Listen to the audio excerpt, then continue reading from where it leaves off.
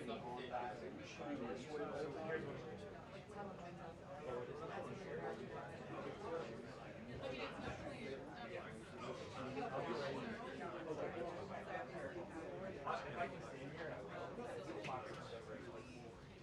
think you're in the clear. I think we've done it already.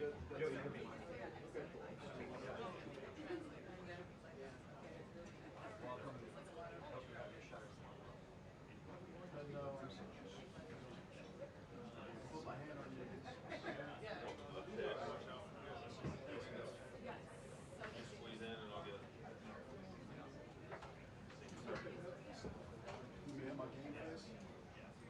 Ooh, there you go. Wow. You can work on that? Who's Steven?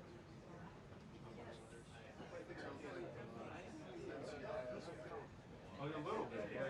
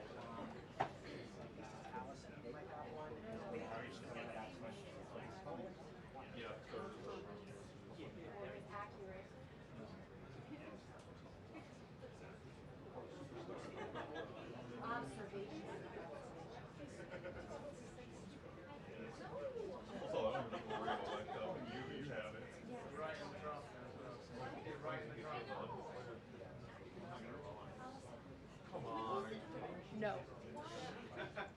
If anything, I would open 2 doors. There's just so many people. It gets like so hot. Sorry. Allison, I like people.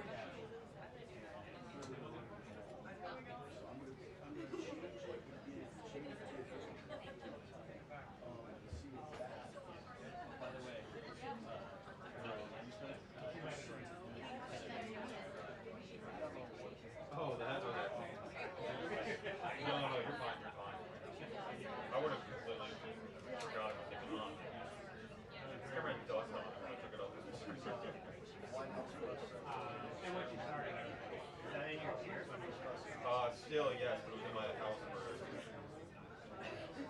months. Yeah. I'm so sorry. I haven't been here in a while. I remember exactly the last time I was here in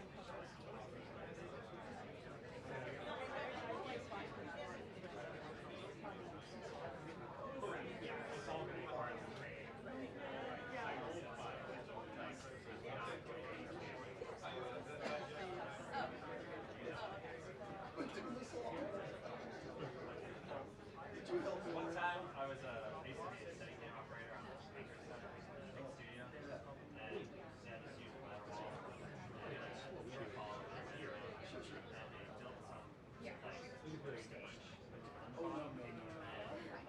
and like with an steady cam on,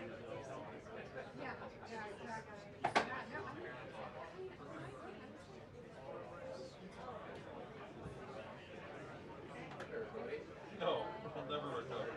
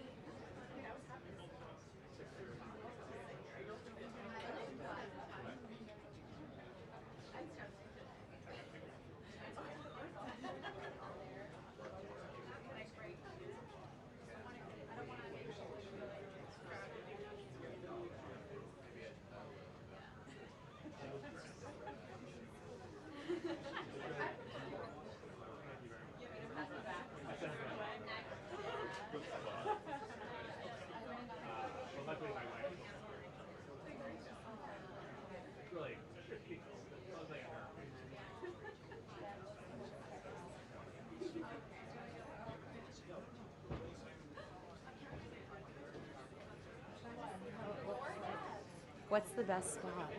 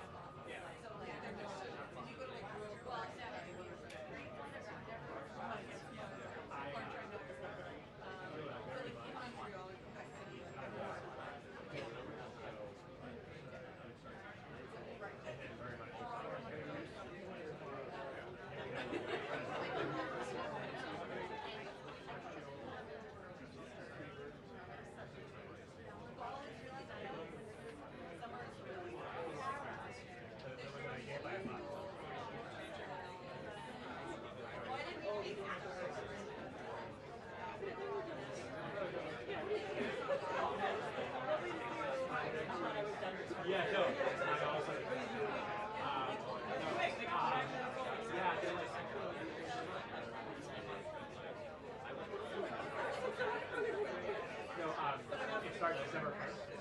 And basically,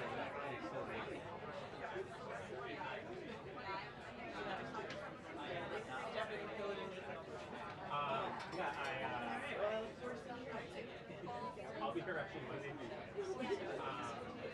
And then like maybe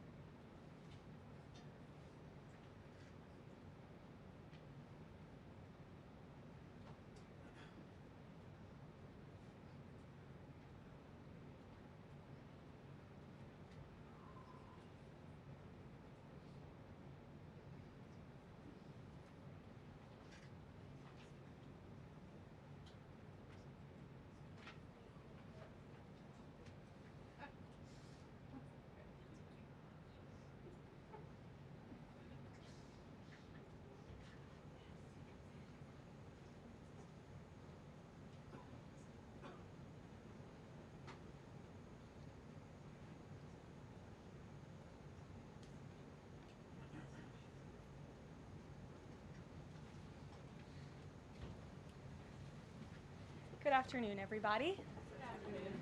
I brought a very special guest with me today, as you can see, Secretary McMahon. So I will begin my remarks. She's going to speak, and then we'll take some questions. She'll take questions, and I'll take questions from you as well. First off, yesterday, First Lady Melania Trump and Second Lady Usha Vance traveled to Marine Corps Air Station New River in Camp Lejeune in North Carolina, where they spent the day meeting with students, educators, military families, and United States Marines. Both the First Lady and Second Lady were grateful for the warm welcome and remain deeply committed to supporting military families and the communities that serve our great nation. May God bless all of them. In economic news, the September jobs report showed the American economy remains strong, with 119,000 new jobs added, more than double expectations. These gains came after the summer passage of President Trump's historic tax cuts and multiple big trade deals with countries around the world. In particular, construction jobs surged by 19,000 in September, the largest monthly gain in a year. Nearly all of this solid monthly job growth came from the private sector and went to Americans rather than foreign-born workers, the opposite of what we saw under the previous administration.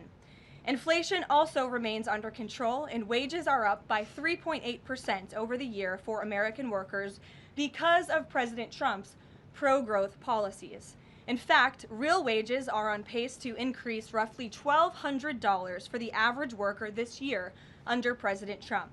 This is a complete reversal of the failed Biden era, when we saw inflation skyrocket to 9%.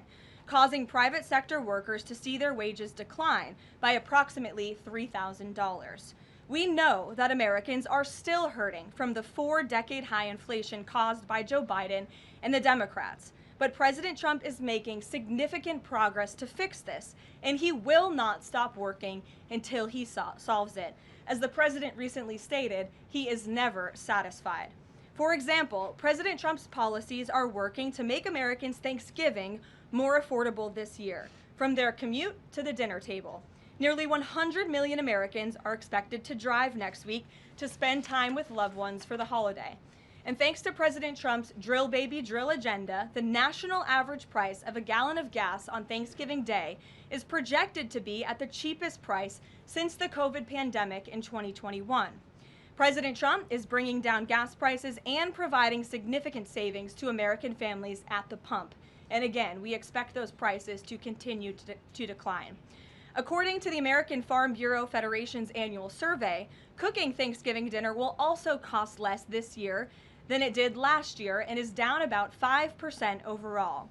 The average price for a staple of the meal, a 16-pound frozen turkey, is down more than 16% from last year, which will provide critical savings for families and their budgets.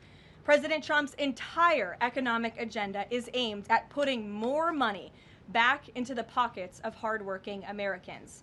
That's why he signed the largest middle tax cuts in history into law, from no tax on overtime, no tax on tips, to no tax on Social Security. And according to a new study from Piper Sandler, which is out this week, tax filers can expect an extra $1,000 bump to their tax refund next year in what could be a record-breaking tax refund season. So there is more good news to come. We know these refunds will make a huge difference for Americans to help pay down their bills and use towards life's expenses. In other news this week, President Trump took a significant step toward delivering on a core campaign promise to finally close the Department of Education. To shrink the bloated federal bureaucracy, the Department of Education just entered into new interagency agreements with 4 agencies: the Departments of Labor, Interior, Health and Human Services, and State. These agencies will now ensure the delivery of legally required programs while also refocusing them to better serve students. This common sense action brings the Trump administration much closer to finally returning education where it belongs, at the state and local level, not in Washington, D.C. The Democrats' reckless 43-day government shutdown did manage to do one valuable thing. It proved that America does not need a federal Department of Education. During the longest shutdown in history, the Department of Education furloughed 90% of its staff, and America's education system was not impacted whatsoever. Schools stayed fully open across the country. Students attended class and received normal in-person instruction, and our wonderful teachers received their paychecks uninterrupted. The Democrats' government shutdown made it painfully obvious that American families do not need the Department of Education. Since its creation in 1979 during the Carter administration, the Department of Ed has spent over $3 trillion taxpayer dollars without improving student achievement. Despite pure pupil spending having increased by more than 245% since the 1970s, math and reading scores are down in public schools. In fact, the most recent Nation's Report Card from 2024 showed that 13-year-olds' math scores are the lowest they've been in decades, and their reading scores are the lowest since testing began more than 30 years ago. It's clear that throwing more money at a broken system does not work, and that's why President Trump appointed the amazing leader behind me, our Secretary of Education, Linda McMahon, who is making these monumental changes at the direction of the president. We're very grateful to have you here today to talk about these changes and then take some questions. Hopefully folks in this room will have some questions on the very important topic of education. So please, Mrs. Secretary. Thank you. Thank you very much, Caroline. It's really a pleasure to be here with you today, and thank all of you for being here as well. My purpose here is to speak directly to the American families, not just you, but to the American families, about the work this administration is doing in education to reverse our national decline with a hard reset of our educational system. That reset was a top campaign promise from President Trump to send education back to the states and end Washington's micromanagement of education once and for all. This week we took the most decisive steps thus far to make good on this promise to you. We have linked 6 groundbreaking partnerships with other federal agencies to delegate education department programs that are redundant with existing programs at Labor, State, Interior, and HHS. These interagency agreements to cut our own bureaucratic bloat are a key step in our efforts to shift educational authority from Washington, D.C. to your state education agency, your local superintendent, your local school board, entities that are accountable to you, and we encourage parents to always be involved. Cutting federal bureaucracy is never a popular move among D.C. insiders. A chorus of anti-Trump voices have come out of the woodwork to complain that we are defunding education, harming students, or acting without a plan. This could not be further from the truth. The majority of Americans across the country handed President Trump the popular vote precisely because they have seen the brokenness of a top-down education system run by the federal government. They're painfully aware that only 3 out of 10 students can read proficiently at their grade level. They know that college students are collectively $1.7 trillion in debt, and less than half of college graduates get a job that actually uses the degree which they studied so hard to get. They see more teachers than ever before leaving the profession due to burnout, over-regulation, and lack of autonomy in the classroom. Anti-Trump voices are stirring up fear that returning education to the states is a draconian action. When Americans hear that we are shutting down the department, but given no other details, 51% oppose it. But when those same Americans are informed of our plans to preserve important elements of our work in other federal agencies and to maintain the K-12 funding that is distributed to the states, that number flips to an even greater majority at 56%. And they support returning education to the states and breaking up the bureaucracy. That's because the Department of Education is a pass-through entity. It doesn't educate a single student. The money it sends to states for education can be sent directly without waste. The Democrats' government shutdown proved that without a doubt, and I'll reiterate what you said, that the Department of Education was not necessary during the shutdown. Now, this is what I've seen already on my 50-state tour that I've embarked on. Educators are innovating in their schools. States are customizing their budgets and standards, and post-secondary institutions are planning for the economy of the future. But we're not leading them. They are informing us. That's why our final mission as a department is to fully empower states to carry the torch of our educational renaissance. Education is local. It should be overseen locally by those who best know local needs. We're not ending federal support for education. We are ending federal micromanagement and paving the way for education renewal through state reforms like school choice, the science of reading, and restoring the right priorities in higher education. President Trump promised to send education back to the states, and we're keeping that promise. America's next generation will look back on the work we've carried out, thankful for an education system that prioritizes students over bureaucracy. Thank you. Well, thank you very much, Madam Secretary, and we'll take some questions for the Secretary if you have them.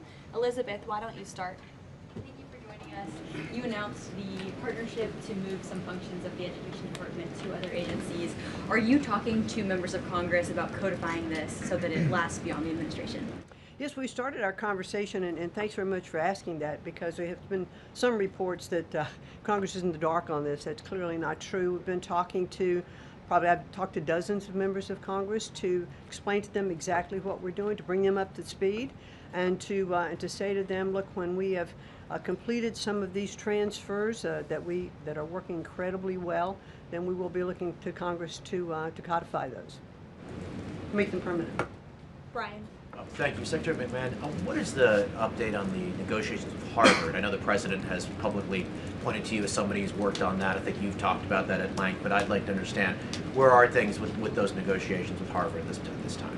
They're ongoing negotiations, and I feel very comfortable that we are getting close to having those negotiations finalized. It's been open door conversation all along.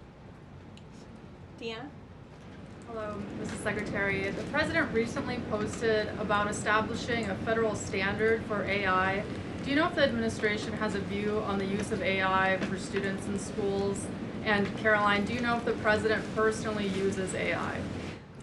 I don't think so. You can handle that I've never one. witnessed it, so I can't attest to that.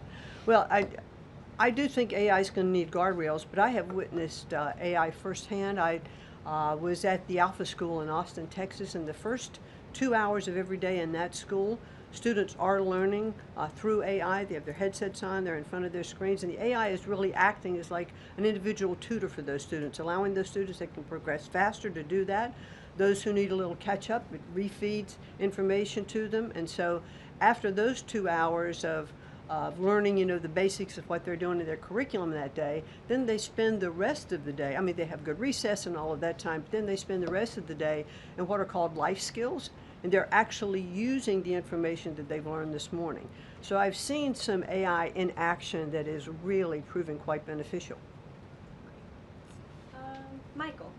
Thank you, Caroline. Secretary McMahon, as the Education Department continues to pare down, can you talk about taxpayer services like charter school grants and how the department will continue to assist kids with special needs? Well, we are going to make sure that there's no interruption in getting that grant money out the door. I mean, that money is, it comes from Congress, it's appropriated by Congress, and we legally are obligated to do that. And the transitions we're starting to make, our first programs that went over to the Department of Labor, that was a few weeks ago. We actually signed the first interagency agreement, which we accomplished under the authority of the Economy Act. We transferred grants for WIOA and for the Perkins Act. And the really good news is that the Department of Labor has a much more sophisticated system, technology system and grant fulfilling system than the Department of Education does. As a matter of fact, our executive manager that went over with that group over to labor said he would compare what the labor system is to education's like held together by bubble gum that is not connected to any other part. So we were able to get those grants out the door more smoothly, and states have actually better access for those systems than they do at the Department of Education. So that's a real bonus. Take a couple more. Carrie, go ahead. As far as the diversity, equity, and inclusion new regulations that came out from the administrations, a lot of schools, whether high school or even higher education is concerned, some of them are defying these new administration policies, even apparently according to a new report. I'm sorry, I can't hear you, Rick. As far as the there's been a new report from the administration saying that half of medical schools are defying the administration when it comes to DEI policies. What type of action will the administration take for these schools that are defying the new DEI policies? Well, certainly the President has been very clear, and the Department of Education has taken measures to make sure that as schools are developing, their policies, or if they have open DEI offices, they're closed, or DEI regulations and rules are stripped, from their programs, and so that will continue. Great. We'll take one more. Go ahead. Thank you, Caroline. Secretary McMahon, my question is, since you said 3 out of 10 students are literate with regard to their reading capacity, would now the states help to improve those numbers since you have gone back to the states? Well, what we are finding that the states that are making great progress, it's through their own innovation. It's not coming from the Department of Education. I think the Department of Education is really misunderstood about what our function is. We don't teach one student. We have nothing to do with the curriculum that are in any states. We are a pass-through pathway from money that's appropriated by Congress to get to the states. But what we have seen in those states that have taken that initiative and they are embracing the science of reading and returning that into their school programs. Louisiana has done it. Mississippi, they call it the Mississippi Miracle, because they were like, I think, bottom or next to last in reading proficiency in Mississippi, and now they're like middle of the pack, which has been a really big jump. Florida has, Iowa has, Tennessee. So, but these are innovations that are done at the state level. This is not anything we're dictating, and that's why I'm saying returning education to the states where they really are already leading in their education endeavors, and 90% of their budget they provide. The federal government only provides 8 to 10% of the budget for education, so let's make sure that that grant money that's coming from the federal government is getting in their hands as efficiently as possible and getting to students. We don't want teachers having to spend their time and money in regulatory compliance. There was one superintendent chief who said to me that they had done some calculation in their state, and that for every dollar that went into the classroom in a grant, 47 cents was spent in regulatory compliance.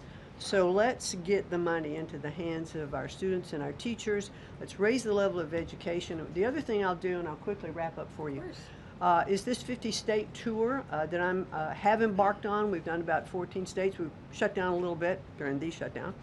But what I am doing is visiting different kinds of schools, grammar schools, middle schools, high schools, micro schools, private schools, charter schools, the whole gambit. And in the end, my goal will be, as we step away and fully deliver education back to the states, is to provide them with a best practices toolkit of all of the things that I have seen around the country to say, hey, this is working. Check with these superintendents, check with these governors. And you know what I found a little bit is governors are a little competitive, so it's kind of nice to give some of these best practices out there. It'll work because it's already working. If we leave it with the people who are closest to the students, the president believes, as do I, the best education is that's closest to the child, and parents' involvement is critical to the success. Awesome. Thank you so much. much. Thank you, Linda. Thank you so much. I appreciate your coming today. Thanks for your great work. Whoops. And Thank she's you all very much. a busy lady, so we'll let her get back to work. All right. Thank you again. Well, let's get to it. You guys were so calm with her. I wish you were that calm with me. We'll kick off with our new media seat, as always. Javier, why don't you start us off, and then we'll get to the rest of the room. Go ahead. Thank you very much. My name is Javier Negre. I'm from Spain. I'm the owner of the biggest media platform in Hispanic politics, with brands like La Derecha Diario, Ida TV, or UH+ or Vicegrad in Spanish. And I'm happy to be here. Thanks for supporting the new media, also in the Hispanic community. We try to fight against medias like Telemundo, Univision, CNN, or NBC News that are spreading fake news and attacking the ICE operations. We will premiere this Sunday the Real America's Voice, the right new show, the first Hispanic show against communism and woke culture that is promoted by people like George Soros to bring communism all over the world, like happened in New York. I have two questions for you, if you don't mind. In Mexico, the young people is protesting against President Sheinbaum. They think she's doing nothing against the cartels. Sheinbaum used the police to attack them, young people, kids, girls, and she's attacking journalists like me. in a country where 150 journalists have been killed in the past years.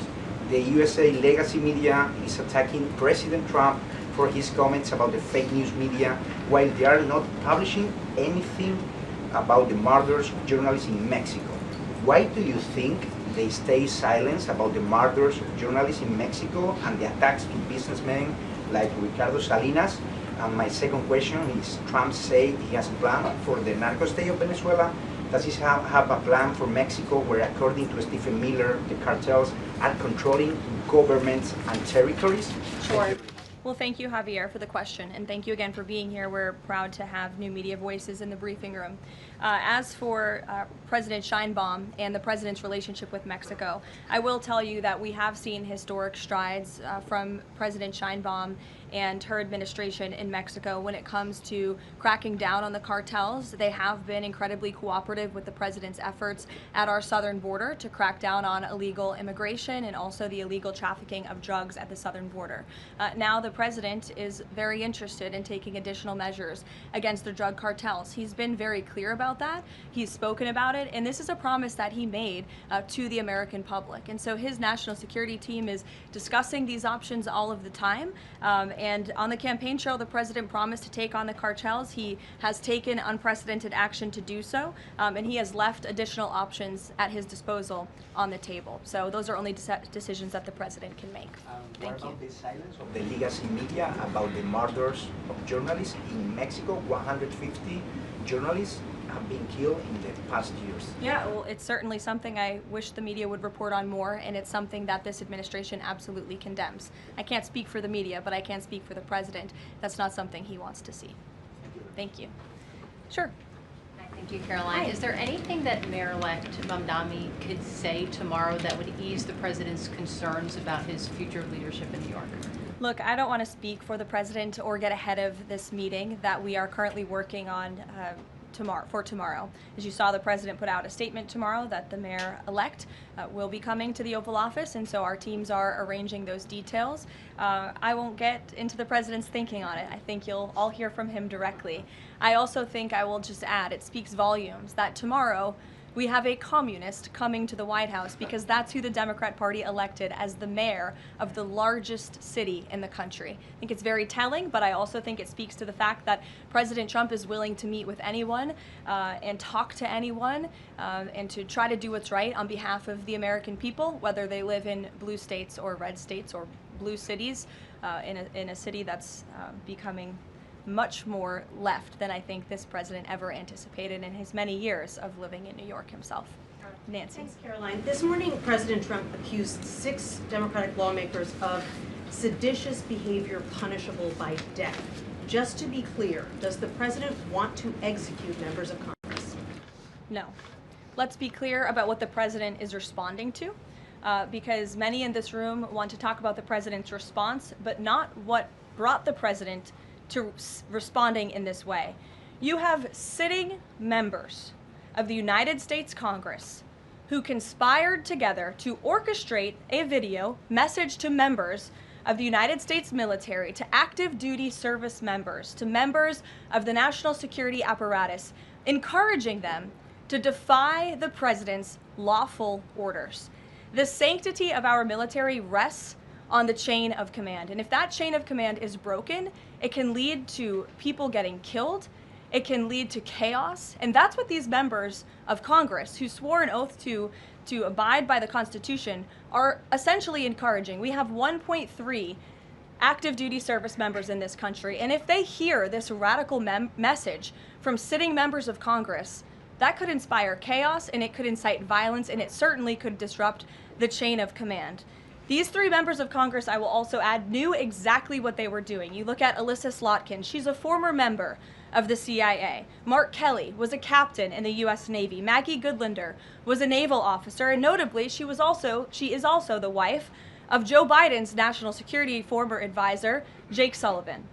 And so these members knew what they were doing. They were leading into their credentials as former members of our military, as veterans, as former members of the national security apparatus to signal to people serving under this commander-in-chief, Donald Trump, that you can defy him and you can betray your oath of office. That is a very, very dangerous message, and it perhaps is punishable by law. I'm not a lawyer. I'll leave that to the Department of Justice and the Department of War to decide. But the president has Chris, frequently, but Caroline, can I just follow up? The president and the vice president, for that matter, have accused the other side of encouraging political violence. Isn't that exactly what the president is doing when he says that members of Congress should be killed? Why aren't you talking about what these members of Congress are doing to encourage and incite violence? They are literally saying to 1.3 million active duty service members not to defy the chain of command, not to follow lawful orders. Actually, Every they said single you can refuse an illegal order, which but is they are illegal but they're suggesting, Nancy,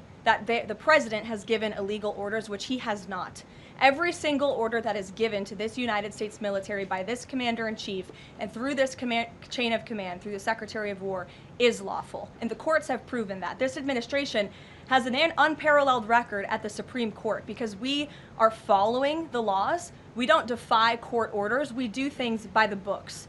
And to suggest and encourage that active duty service members defy the chain of command is a very dangerous thing for sitting members of Congress to do. And they should be held accountable, and that's what the president wants to see. Phil.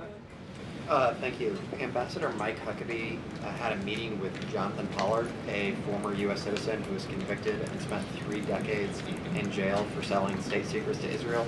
Did the White House know that that meeting was going to happen? Does the administration condone it? The White House was not aware of that meeting, but the president stands by our ambassador, Mike Huckabee, and all that he's doing for the United States and Israel.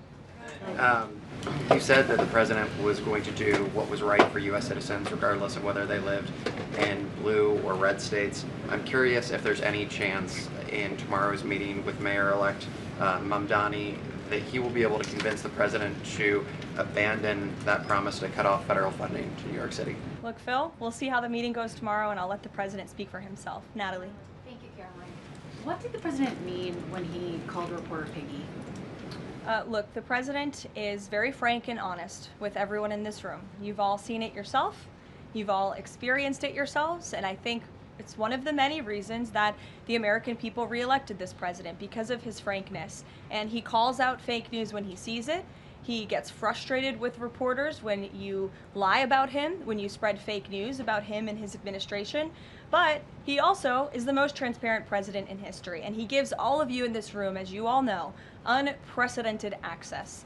You are in the Oval Office almost every day asking the president questions. And so I think the president being frank and open and honest to your faces rather than hiding behind your backs is frankly a lot more respectful than what you saw in the last administration, where you had a president who lied to your face and then didn't speak to you for weeks and hid upstairs and didn't take your questions. So I think everyone in this room should appreciate the frankness and the openness that you get from President Trump on a near daily basis. And go ahead. As a follow-up, yes. The Washington Post just reported that the Coast Guard has I'm calling on Bloomberg. Go ahead. Caroline, thank you. 2 questions for you. The New York Times is reporting that the administration is now sending a U.S. official to the G20. They're sending Mark Dillard. Can you confirm if that is true, and then also explain the shift in? I'd be happy to explain, because there is not a shift. The United States is not participating in official talks at the G20 in South Africa. I saw the South African president running his mouth a little bit against the United States and the president of the United States earlier today, and that language is not appreciated by the president or his team. The ambassador, or the representative of the embassy in South Africa, is simply there to recognize that the United States will be the host of the G20. They are receiving that send-off at the end of the event. They are not there to participate in official talks, despite what the South African president is falsely claiming. On Ukraine, there have been reports that President Zelensky said, he's looking to look at the plan, that there's been reports about the Trump administration proposing a plan. Can you just give an update on where Russia-Ukraine stands, and does the president plan to speak with Zelensky anytime soon, or when can you expect that? So I'm happy to provide an update. I've seen quite a bit of reporting on the latest with Russia-Ukraine, so let me clarify and give you guys the truth on where it currently stands. President Trump has made it very clear since day one and even on the campaign trail, that he wants to see this war come to an end. He has grown increasingly frustrated with both sides of this war, Russia and Ukraine alike, for their refusal to commit to a peace agreement. But nevertheless, the president and his national security team are steadfast in seeing this war come to an end, to end the killing and deliver on the president's promise. Special Envoy Witkoff, Marco Rubio, have been working on a plan quietly for about the last month. They've been engaging with both sides, Russia and Ukraine, equally to understand what these countries would commit to in order to see a lasting and durable peace. That's how you get to a peace negotiation, right? That's how it worked with Israel, with respect to Israel and Gaza and all of the Arab countries in the Middle East. That's how we accomplished that historic agreement, which the UN, by the way, voted to commit to and accept this week, which was a huge monumental moment. So they have been engaged with both sides, and these talks are continuing. As always, I'm not going to litigate the details of this plan as it's ongoing and it's in flux, but the president supports this plan. It's a good plan for both Russia and Ukraine, and we believe that it should be acceptable to both sides, and we're working very hard to get it done. And I'll also add, I know Secretary Driscoll did meet with President Zelensky today. We spoke with him. He was very optimistic following that meeting. And so, again, we are having good conversations with both sides with respect to ending this war. Karoline? Sure. Go ahead. On Ukraine, you said this is a good plan. So according to our sources, this proposal demands major concessions from Ukraine and doesn't demand much from Russia. So was Russia involved in drafting Your this? understanding is wrong. Have you read the full plan? You haven't. Sources say. Yes. So if you can give details, maybe. You've read reporting from one side of the war, and so I want you to understand that the administration has talked equally with both sides. You have seen President Trump engage directly with both President Putin and President Zelensky. Likewise, his national security team has as well. In fact, Special Envoy Witkoff and Secretary Rubio met with some of the Ukrainians just in the past week to discuss this very plan. And so just like you saw with respect to Israel and Gaza, we are hearing out both sides of this war to understand what can you commit to end the war. And that's ultimately how we are going to get to an agreeable solution. That's what the president has directed of his team. I know there's a lot of criticism out there and a lot of doubters, but I would just remind you of the historic success that this president and his team accomplished in the Middle East. We believe that is possible with Russia and Ukraine, and we're hoping and working very hard to achieve that. Stephen. Could you provide a little more context on what to expect tomorrow with the Mamdani meeting? Will it be in the Oval Office, or is it going to be open at least partially to the press? I don't have any more details to read out for you on the meeting quite yet, Stephen. I know it's of great interest to you and the New York Post, but we'll keep, maybe if it opens, we can commit to letting you in. Sure, go ahead. Thank you, Karoline. It came up yesterday during a confirmation hearing for the president's pick to lead the CFTC that the CFTC currently has 0 Democrat commissioners, whereas usually it's had 2 or more. Does the president plan to appoint Democrats to financial regulators like the CFTC and SEC, or does the president feel that there shouldn't be Democrat leadership at those agencies, consistent with the administration's move earlier this year to remove Democrats from the FTC and other agencies? I'm going to be completely honest. I haven't spoken to the president about the CFTC in quite some time, but I'm happy to check in with our presidential personnel office and see if there's any updates that we can provide you there. Sure. Thank you, Caroline. Last week on Fox News, President Trump said that we've had a lot of problems with the French. How would you describe the current relationship between France and the U.S.? Look, the relationship remains very strong. President Trump speaks quite frequently with Emmanuel Macron. I think they have a good working relationship, but the president is not shy to point out when he has disagreements with world leaders as well, and he's done that with respect to Mr. Macron as well. Deanna, go ahead. Caroline, there are reports that Qatar is acting as a mediator in the Ukraine peace process. Can you confirm that, and why did the president choose that country? I'm not going to get into further details other than what I previously shared, which I think was quite a bit of information. Brian?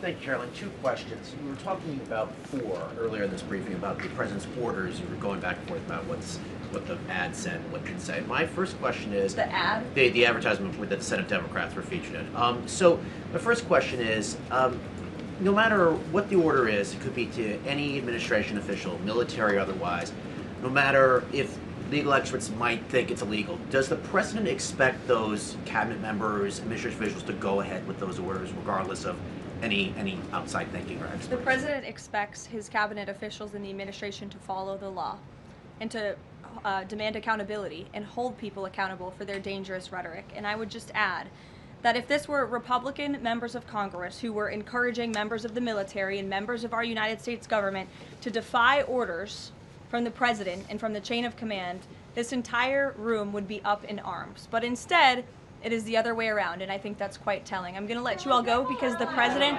excuse me, I appreciate the encouragement this morning, but this afternoon, but President Trump is about to meet in minutes with Israeli hostages who this administration freed, and so I'm going to go up to that meeting, and you will hear more about that later. Thank you. misquoted Democrats in that video. That's actually not what they said.